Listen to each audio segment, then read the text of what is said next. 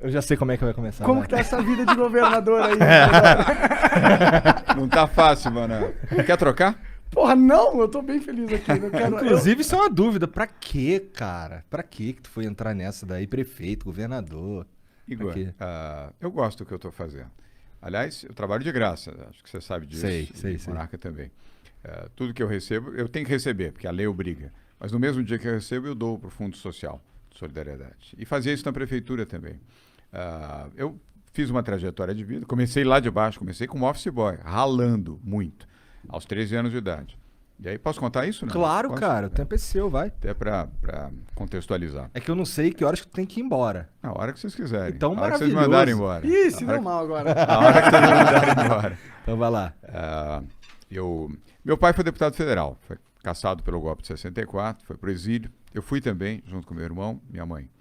Isso foi em 1964. Eu era pequenininho, tinha 6 anos de idade. Nós ficamos 2 anos no exílio. Depois eu voltei com a minha mãe e o meu irmão Raul.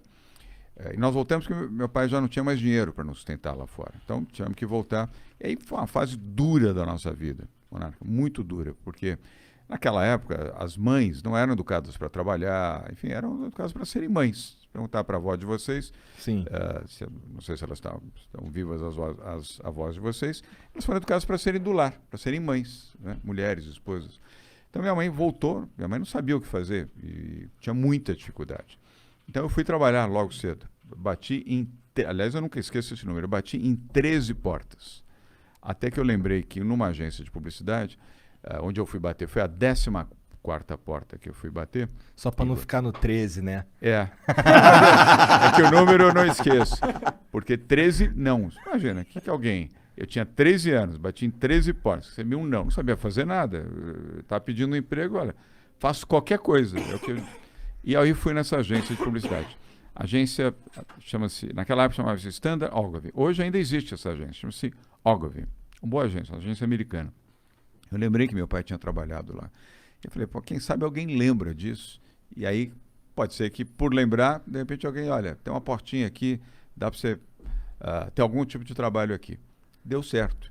Eu fui cedinho nessa agência, fiquei esperando abrir a porta da agência. Fui lá às 7h30 da manhã, abriu às 8h, a recepcionista, bati um papão com ela, falei, olha, meu pai trabalhou aqui anos atrás, estou passando dificuldade, minha mãe também, preciso de um emprego, quem que é o diretor aqui? Aí ela, enfim, foi com a minha cara, falou, o diretor aqui chama-se Maurício, mas ele só chega aqui por volta das 9h, 9h30. Falei, não tem problema, posso ficar aqui esperando? Falei, pode, fica aí numa boa, não tem problema nenhum. De fato, ele chegou 9h30, ela, amiga da secretária dele, negociou com ela e ele me recebeu. Nunca mais esqueço desse homem. Aliás, ele era egípcio, chamava-se Maurice Cohen. Quem ajuda você, você nunca esquece. Igor. É verdade. Porque eu tava com muita dificuldade, minha mãe com dificuldade. Eu estava, assim, sabe, naquela dificuldade absoluta. A gente tinha luz cortada em casa, não tinha gás, a gente não comia carne porque não tinha dinheiro para comprar carne. Então, eu precisava muito do emprego. E esse egípcio me recebeu, foi super amável comigo. Ele lembrava do meu pai, ele não conheceu o meu pai, mas ele lembrava, ele sabia que meu pai tinha trabalhado nessa agência, tinha sido diretor dessa agência. Eu expliquei para ele o que estava acontecendo comigo, com a minha mãe. Ele se sensibilizou, ele falou, olha, hoje, exatamente hoje, eu não tenho nada para te oferecer, mas eu vou ver e quero te dizer o seguinte, a primeira oportunidade que se ajuste a você, porque eu estou vendo que você não tem nenhuma formação. Eu falei, não tenho realmente, tenho vontade e disponibilidade para trabalhar e muito. Então, você tem um telefone de contato? Eu já tenho do vizinho. Não tinha um telefone em casa. Mas tem o da vizinha de cima, você deixa um recado da tua secretária, eu sou avisado e eu venho aqui. Bom, então, uma semana, recebi o recado. Eu fui lá e ele cumpriu a palavra. Aí ele me recebeu de novo e disse, olha, você vai começar com um estágio aqui, porque você precisa aprender a fazer alguma coisa, mas é um estágio que você vai ter pelo menos o lanche e vai ter para comprar o passe do ônibus. Naquela época era o passe do ônibus, da CMTC. Eu falei, eu topo, não tem problema nenhum. Eu comecei, 10 dias depois, ele veio e falou, você vai ganhar um emprego. Eu comecei como boy interno da agência. Eram 3 casas na Alameda Santos, então tinha que levar coisa de uma casa para outra casa, da outra casa para cá, etc. Mas enfim, era um salário, meu primeiro registro profissional na carteira azul, Igor, foi nessa agência de publicidade. Essas coisas é que nem o primeiro sutiã, você nunca esquece. E você lembra, eternamente, nunca mais vou esquecer desse homem que me ajudou, ele já faleceu até. Nunca mais vou esquecer desse primeiro emprego, nunca mais vou esquecer desse primeiro registro. Eu precisava muito desse salário para ajudar minha mãe. E aí foi, eu tinha 13 anos de idade. Trabalhava de dia, estava de noite numa escola pública, uma escola professora Marina Sintra, na Rua da Consolação, esquina com Antônia de Queiroz. A escola está lá até hoje. Sou muito grato a essa escola também, porque ela me preparou, fiz 3 anos nessa escola. E aí, com esse dinheiro, eu conseguia, ficava com 15%, 20% do que eu ganhava, era o equivalente a um salário mínimo. E o resto dava para minha mãe, que precisava muito. Então, aquilo foi uma coisa que me mexeu muito comigo, mudou muito a minha vida. E aí, a partir dali, eu comecei a trabalhar. E eu era muito empenhado, sempre eu tive essa dedicação, dedicado ao trabalho. Chegava muito cedo, era o último a sair, trabalhava no almoço, porque tinha o sanduíche, se você ficasse trabalhando na hora do almoço, tinha direito ao sanduíche e a um suco. Para quem tinha dificuldade para ter comida em casa, um sanduíche e um suco fazia a diferença.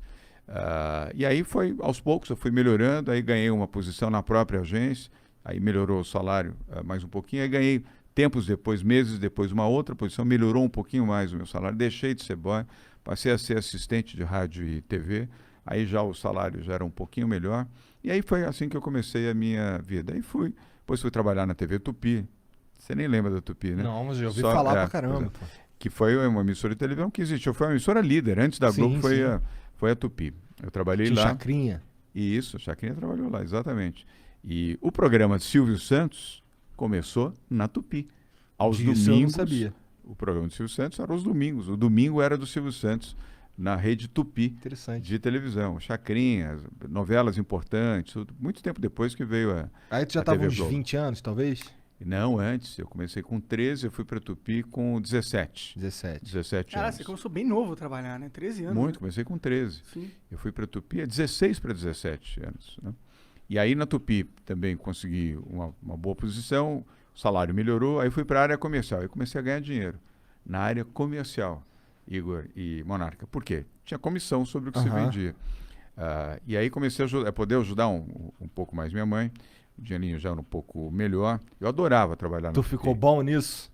Eu gostei. Aliás, acabou marcando a minha vida. Foi isso que eu acabei fazendo a vida inteira, foi atuando na comunicação, na comercialização de projetos, tá um pouco do que vocês estão fazendo aqui. As chamadas que você fez, Monarca, era aquilo que a gente vendia na televisão. Pode crer. E aí foi. Aí comecei a minha vida, comecei muito de baixo, com muita dificuldade, mas depois perdi minha mãe, infelizmente minha mãe se foi muito cedo. Mas eu segui a minha trajetória. E aí, tempos depois, que eu consegui formar, vamos dizer, um pouco de patrimônio, melhorei minha vida. E aí, muito tempo depois, tomei a decisão de vir para a vida pública. Eu gosto da política. Lembrei do meu pai já é falecido, minha mãe também. Lembrei do que ele fez, falei, vou homenagear meu pai, vou homenagear meu país, eu gosto do Brasil, eu quero ajudar, se eu puder ajudar. Como eu ganhei dinheiro, fiz um patrimônio razoável, falei, eu vou ajudar. Aí resolvi ser candidato a prefeito da cidade de São Paulo. Olha que vontade de tomar bolachada. Né? Para disputar com Fernando Haddad. O Fernando Haddad era prefeito de São Paulo. Estava disputando a reeleição. Ele disputando a reeleição e eu a eleição. 2016, Monarca, 2016. Primeiro, prévias do PSDB. Você vê que eu estou ficando especialista em prévias, né? Prévias do PSDB. Eu não tinha nenhuma experiência na política, nenhuma experiência no PSDB, embora fosse filiado desde 2001. Eu gostava do PSDB, como gosto até hoje. Estamos falando de 2016, 15 anos depois. Aí todo mundo olhando, puta, esse cara é um chato, né? Vem aqui querer incomodar, a gente não é da política, tal, vem querer disputar. Aí falaram das prévias. Falei, eu topo, eu participo das prévias. E acho que eles falaram, bom, vamos dar uma chance para esse menino aí, para ver se ele desiste, porque não entende nada, não conhece ninguém. Eu não desisti, ao contrário, eu me empenhei, fui dedicado, participei das prévias, fui na periferia, fui falar com os diretórios, os militantes, os filiados do PSDB, e o que aconteceu? Ganhei as prévias do PSDB, disputando com gente grande e boa, não era com gente ruim, era o André Matarazzo, que tinha sido ministro de Estado, embaixador do Brasil em Roma, secretário de Estado, foi ministro do Fernando Henrique, uma pessoa preparada, meu amigo. Era vereador. A gente conversou com ele, né? A gente conversou com ele. Pareceu bem inteligente. Não, mesmo. muito. Inteligente, preparado. Sim. Aí tinha o Ricardo Trípoli, deputado federal, líder do PSDB na Câmara Federal. Tinha acho que 8 mandatos. A família Trípoli é uma família que está na política aqui em São Paulo.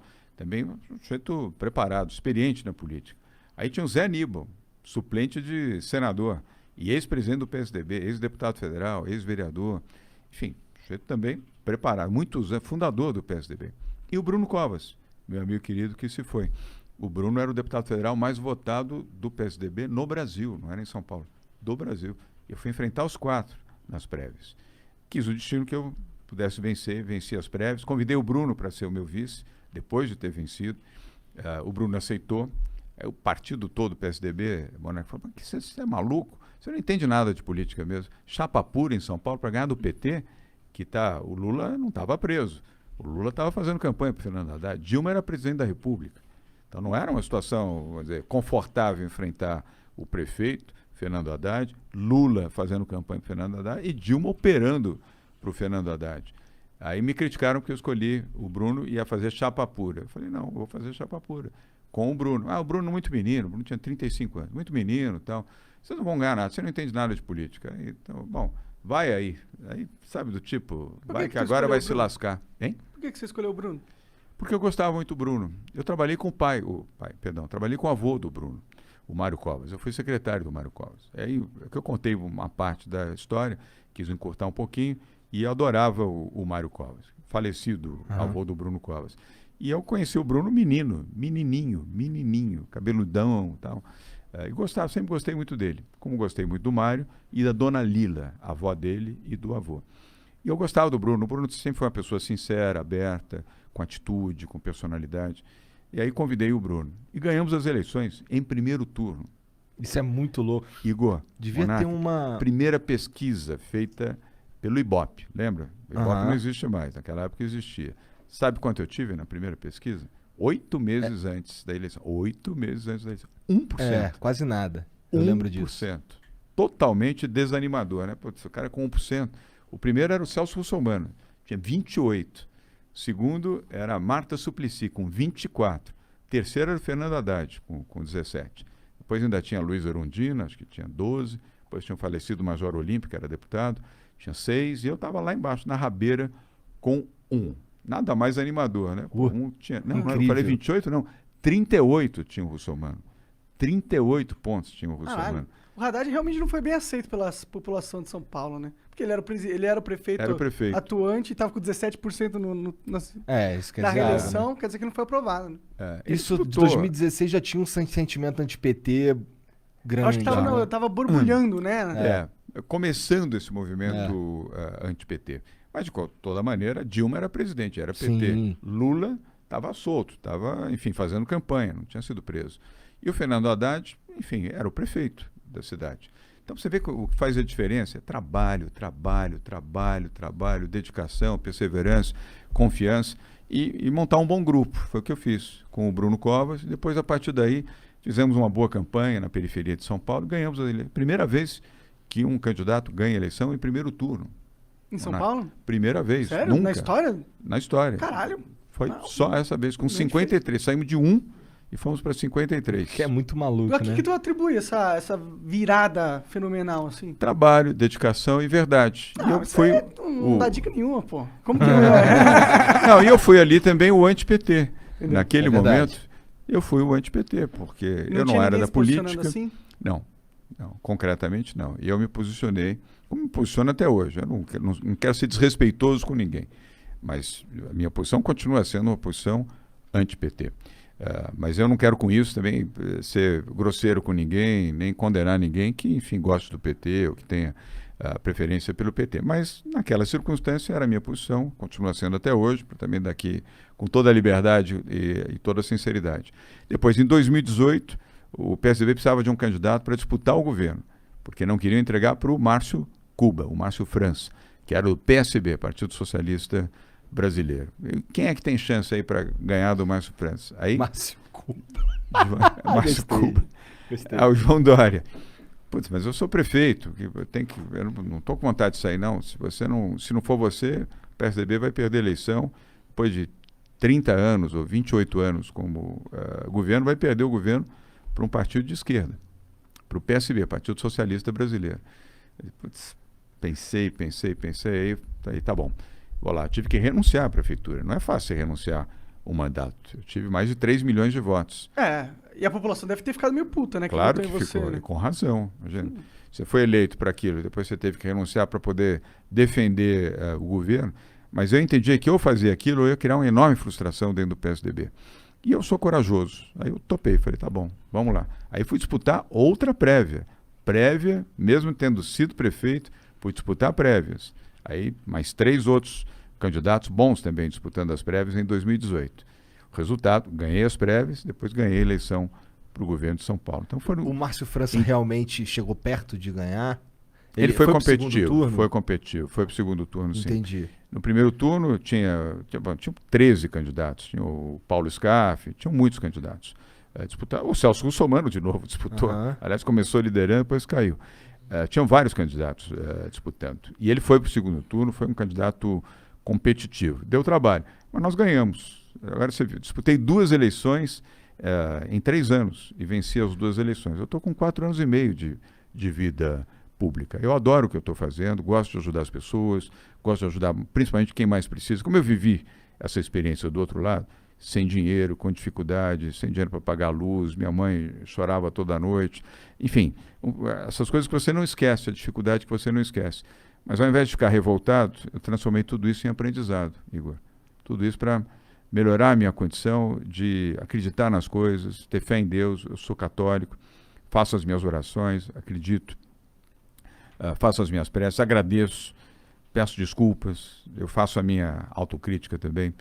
Que quando você fala com Deus, você faz a sua autocrítica. Você pode fazer os seus pedidos. Deus. Mas é importante ter autocrítica e pedir perdão. Errei, fiz errado. Não é só pedir e não é só agradecer. Também reconhecer quando você erra. Então tudo isso me ajudou. Eu comecei muito precocemente tudo. O meu trabalho, depois a própria vida política. Alguém de fora da política disputar a prefeitura não é normal. Foi o primeiro na história da prefeitura de São Paulo.